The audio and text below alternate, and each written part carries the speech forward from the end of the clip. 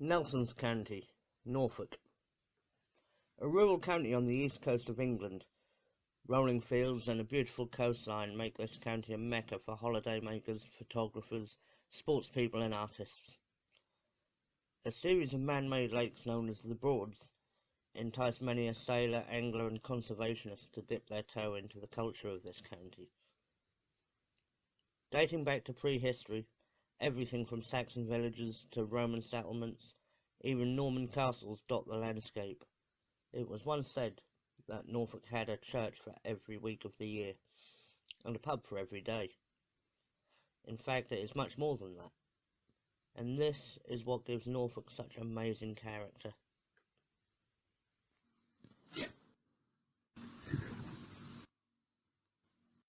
But does Norfolk have a darker side? With such a long history, this county is ripe with myths and legends. Ghostly carriages heard rattling down stony tracks have terrified locals for centuries. The cries of lost children luring people to their deaths in hidden peat bogs. A 19th century soldier seen ice skating to his own death, and a one-eyed hellhound the size of a small cow, named Black Shuck, who warned you of your own death. These are just a few of the supernatural stories that haunt this county. But in a county that has seen 2,000 years of battles, murders, executions, who is to say what is true? A county that has its fair share of death and bloodshed. I believe it must have its fair share of spirits. I am Abby. I believe in spirits because I have seen and felt their presence since I was a child.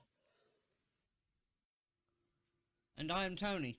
I'm a skeptic and I believe in the evidence.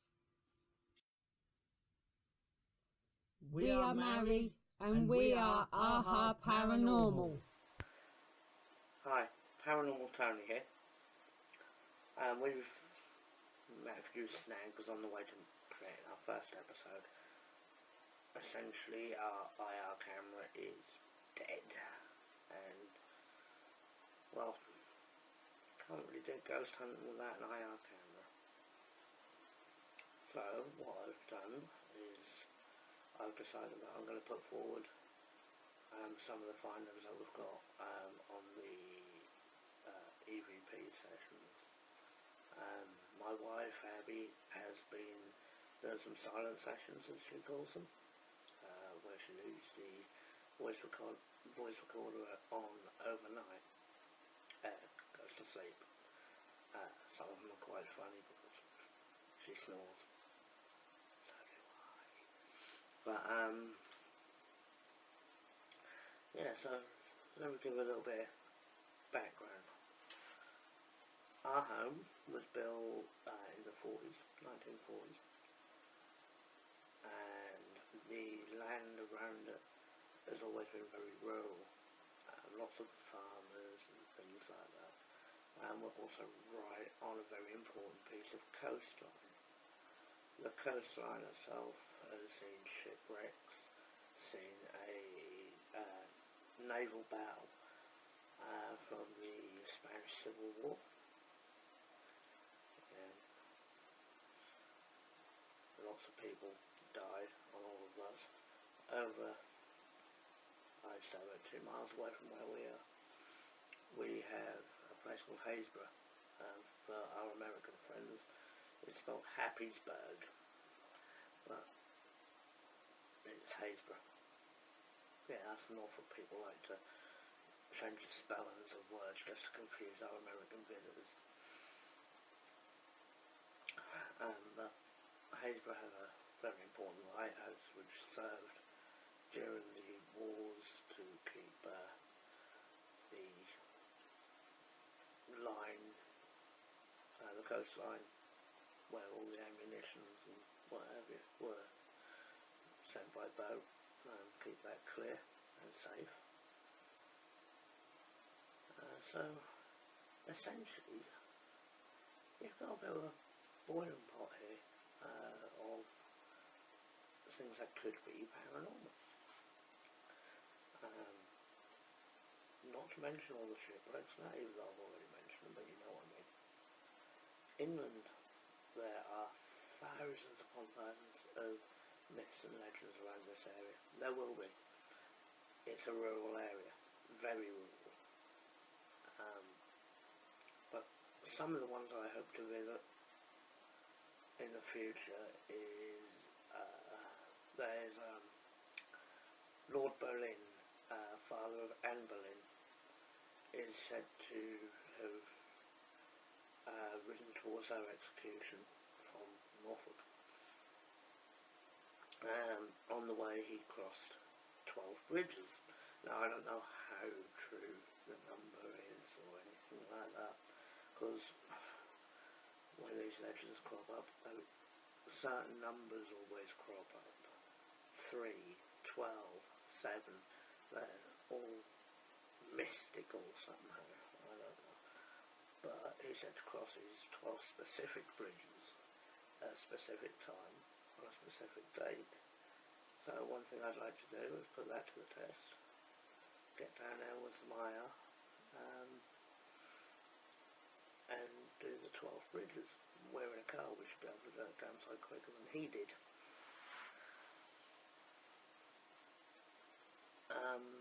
Other things that I'd like to visit, which aren't quite so ghostly, is I'd like to visit the legend of Black Shuck. Black Shuck is supposedly a demon dog, a hellhound, that forewarns you of a loved one's death. He's supposed to be as big as a cow, covered in black shaggy hair, and have one red eye. I don't know if they actually made one red eye or Cyclops like one red eye, but yeah, it's a myth and legend, so I don't suppose it matters too much. Well, on with the findings that we've had on the EVPs. There's not going to be a lot of background about them.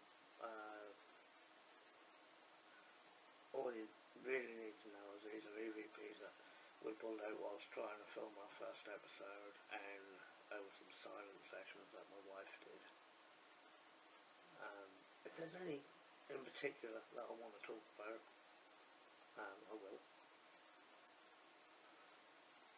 There are a few interesting ones that confuse me as a skeptic, because they seem too clear, and I've double blinded myself, in which I've had several different pieces of static on there, and plus that one, I've put them on random on media player, and I've picked it out every time. So it's not me creating matrix or anything like that, hearing familiar noises and static. I really don't know how to label these. Well, obviously as EVPs, but as a skeptic, where do I go from here? As a skeptic, I'm supposed to question things, not outright deny them. And that's where a lot of people get confused about what skeptic is. Skepticism is a way of life. It is a philosophy. It does not mean you outright deny everything. It means that you are skeptical of everything. That includes evidence, that includes tall tales, that includes scientific findings. You question until you find a suitable answer. With these supernatural things, I'm still on a bit with I don't know. I'm leaning towards accepting these things. Doesn't mean I'll stop questioning them, but I'm leaning towards accepting them because of several things that have happened. And there's some things that led to us doing these ghost hunting things, which I know these are just stories to you guys, but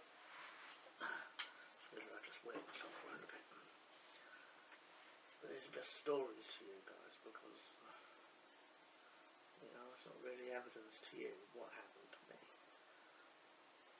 But whilst messing around with some EVP stuff, which I didn't believe I was just being man, winding it all up, I decided to do what I'd been told not to do, and antagonise. I feel if I've been told not to do it because I'll get a reaction, and what I'm after is a reaction, then I should do. What we're doing this, and I basically call this supposed spirit as a bit of a pussy. And what I got in return was I was hit square in the middle of the back with a cardboard box.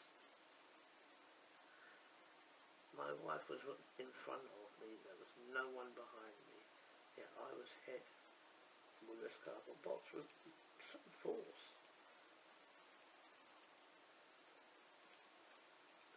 So that's a bit of a sort of what they'd call poltergeist activity.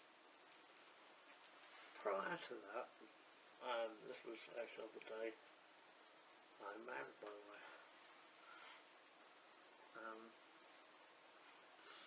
Prior to that, I'd returned home just before the wedding, because we forgot a few things. You always do.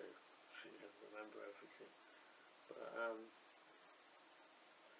sitting on top of my wife's shoe rack were 2 balloons. And one of these balloons literally shot across the room. I don't mean it fell. I mean, you could hear a noise as the balloon was struck, and it shot across the room like a volleyball. And it was this room. So the distance would be about 6, 7 feet that shot across the room. It takes you a good whack of a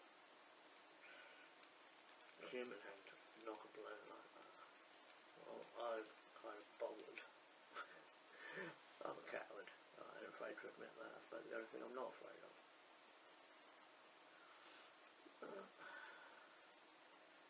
Yeah, spooky happenings have been going on in this house ever since we moved in. My wife and I both spotted shadow figures and some more solid figures.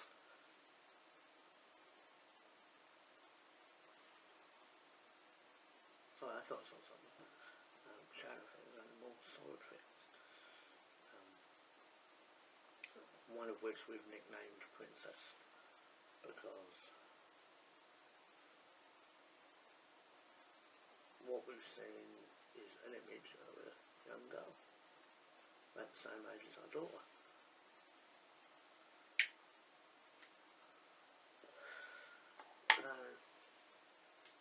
We've seen on regular basis, usually when there's some stress in the household, and there's often a fair bit of stress in our household.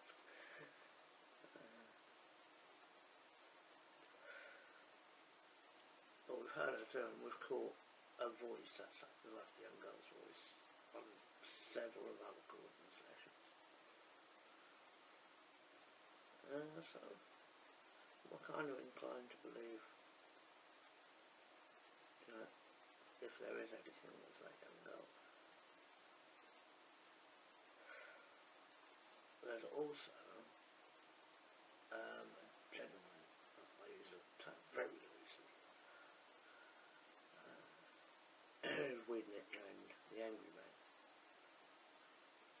It was my wife who actually senses presence, things like that, and has shown herself to be correct about several things, so I've got no reason to doubt her. Any more than I doubt my cat when I start her up in the morning.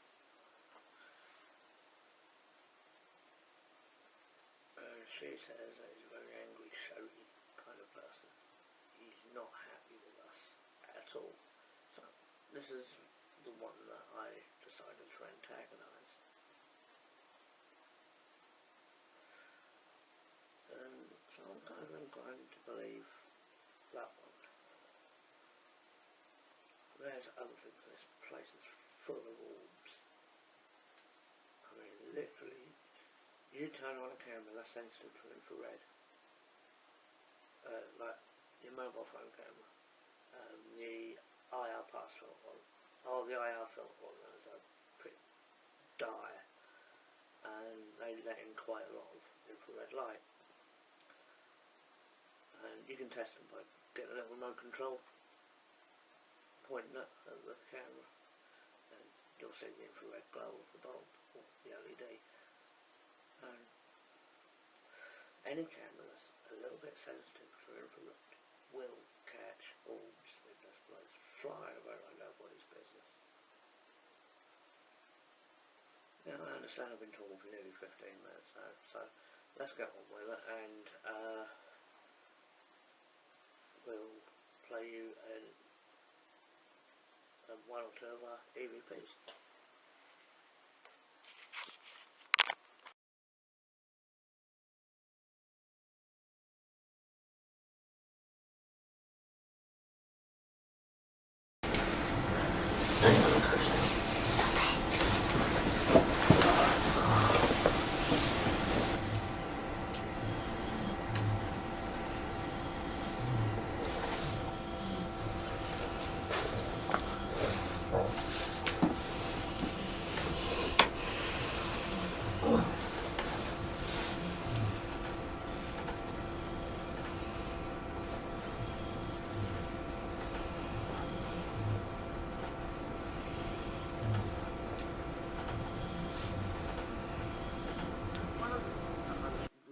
About that EVP was, besides the clarity of, is that you can hear 3 voices,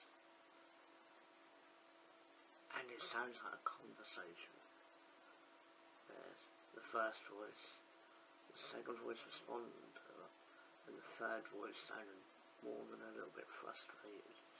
I'm not going to tell you what they say, but it's not as if you can't hear it for yourself. Now moving on, we're going to be listening to another 1 or 2 EVPs, and then I might put up some of our video footage.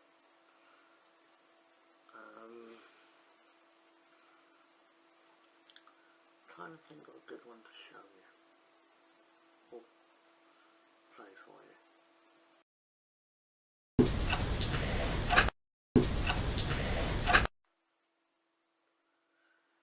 Now, I played that EVP for you twice because it's very short, but it's got a lot to it. What I found really interesting about that EVP was the accent. That's a northern accent.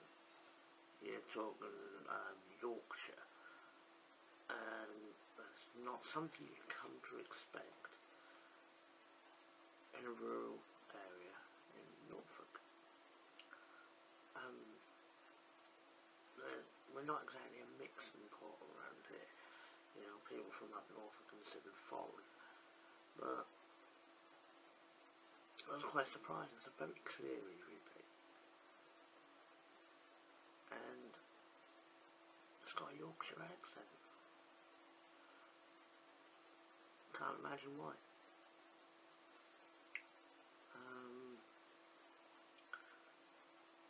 I think that adds a little bit more credibility to the idea of EVPs, because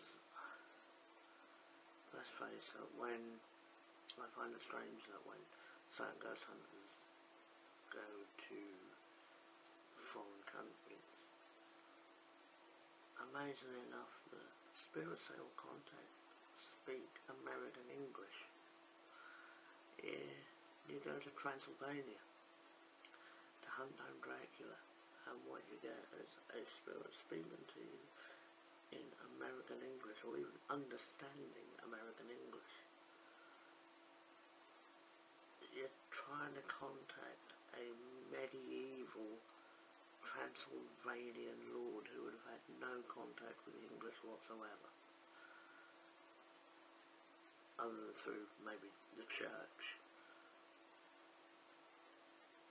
And then, you know, Latin would have really been the language of the day. Why would it respond to you in Americanized English, which hasn't really been around for very long? So, the fact that we've got a northern accent in Norfolk, which we're on the eastern coast of England, Yorkshire's right up top. The fact that we've got that makes it a little bit different. So, moving on, we'll be looking at maybe a couple more EVPs because they're fun. And I'm going to see if I can dig up some of our videos that we caught with some nice orb action and things. Just things mix it up a little bit.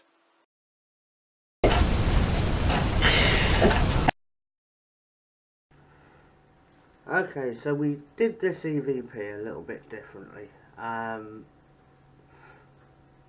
I actually put what I believed the EVP to be saying on screen. Now, that's not something we usually do, but this time I thought it was quite pertinent because it appears to be in a foreign language. Now, a little bit of history on this one. When I first heard this bag, I believed it to be Latin, and I was listening and trying to figure out what it could be saying, and all I could hear over and over again was Parilla Alto. So, as a last ditch attempt to find out if that meant anything, I hit the speech function on Google and said Parilla Alto, and it turns out it's Spanish, and it actually means something, or it means stop knob. Yeah, I know. No, I found that quite interesting because to hear things that you understand, I don't speak a word of Spanish, and to hear words in a language that I do not understand, to repeat them phonetically and have a response, which appears to be a relatively intelligent response. Stop knob, you know, referring to an off button, maybe somebody who isn't up to date with our high-tech speak, wanting us to stop it, hit the stop knob. You know, maybe I'm reading a little bit into it, but I'm actually quite excited about this one because of the language element. But again, I was thinking, well, why would I be hearing Spanish? Why would we have Spanish EVPs? Guys, we're in North Norfolk. This place, as I've mentioned, is not exactly a melting pot of different cultures.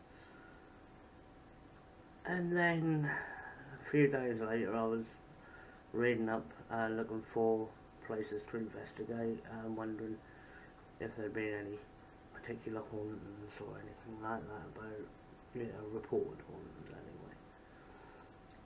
And I stumbled across a list of shipwrecks that happened locally, and it turns out during the Spanish Civil War, a boatload of refugees were heading for, I believe they were heading further up the coast, but you have to travel by Norfolk to get there. And they got headed off by one of Franco's generals, who attempted to massacre them, pumped cannon into them left, right and centre. We, the English, sent out our lifeboats to rescue the survivors, and he even managed to blockade the ship so that we couldn't get to the survivors. Well, ultimately there were survivors. Apparently this general kidnapped a couple of important people from the ship and scarpered. But there were a lot of people left behind. Now these people would have been rushed to Great Yarmouth, which is 15 miles down the road from here. And that's where the nearest hospital is. And they would have been relocated in this area. So to hear Spanish, not know what it means, find out that the words actually do have meaning, and then to find out later that yes, there were indeed Spanish people dying left, right and centre, just a mile offshore, just a mile off our coast.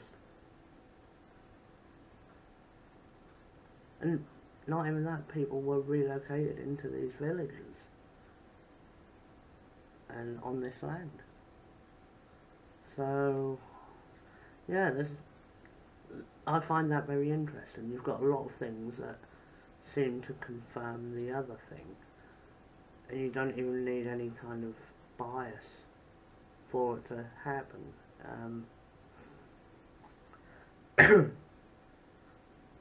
So yeah, this has quickly become one of my favourite EVPs. Perilla Alto. Off knob. Or knob off. No, stop. That's it. Not off. Yeah, stop knob. But yeah, that's one of my favourite EVPs of the lot because of this whole language thing. And this also is why we do not research much beyond, you know, is this place supposed to be haunted or not? We don't do any research into the history of the places that we investigate. We go in there, we investigate, and then we do the research to see if anything happens. If a name crops up, we'll research it afterwards.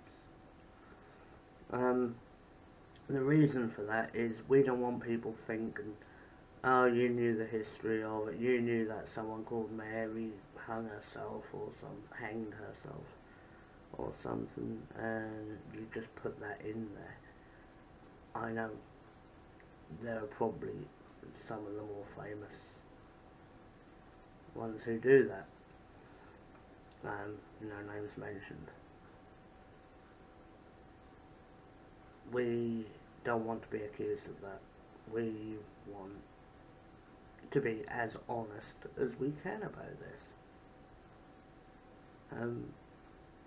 Our evidence or anomalies or phenomena that we pick up, we do so with no idea that we're going to get it. No idea of the history. And if we get anything that tickles our fancy, we'll research it. Just to see, you know, just to see if, you know, there is something there. There is something that correlates to it. But yeah, that's the Perilla Alto EVP.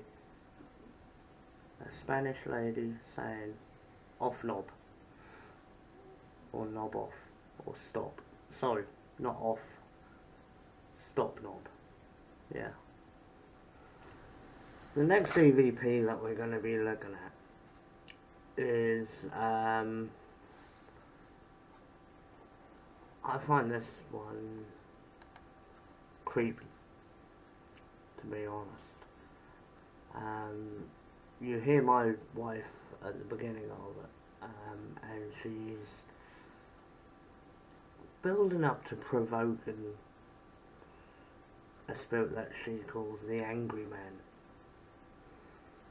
And if this spirit is to, if we're to believe that this is a spirit, which I can, to a certain extent, I don't like the motherfucker. But, you know, what can you do? He's dead.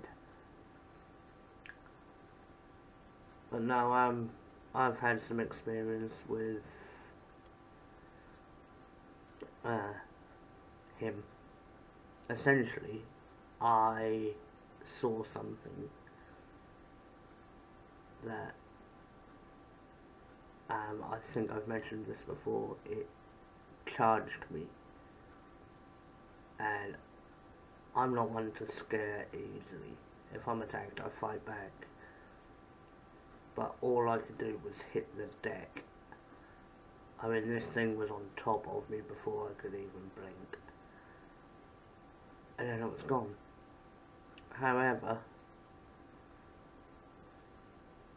my dog went for it. So I have no doubt that it was there, because my dog saw it and went for it. She was in the air, teeth out, everything.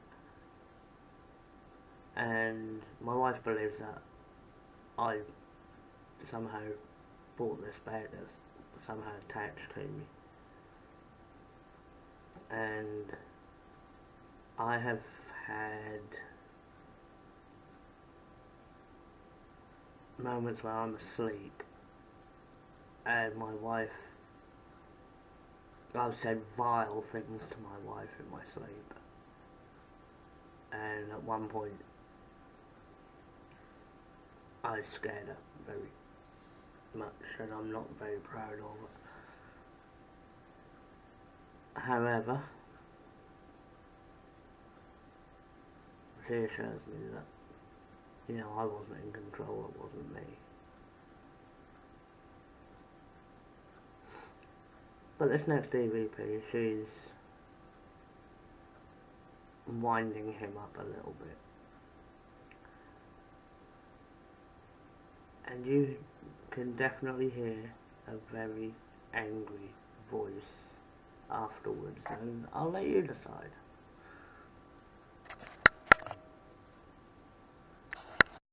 The Angry Man. The Angry Man. Well, as you can tell, that EVP is quite creepy. We're pretty certain that we know what is being said, but you guys, let us know. Anyway, I think that's enough for tonight, so I'm gonna end this little video blog here. I hope you enjoyed it. By all means, comment, thumb me up, thumb me down, whatever. You know, criticism is always welcome. Make it constructive. You know, your shit, not very inventive and not very helpful. Yeah, full episode. We should be starting on that again soon. Getting everything up and running. And once that's available, we'll upload it for you. But this has been a small compilation of my favourite EVPs in the collection so far. Hope you've liked them, and well, have a good night.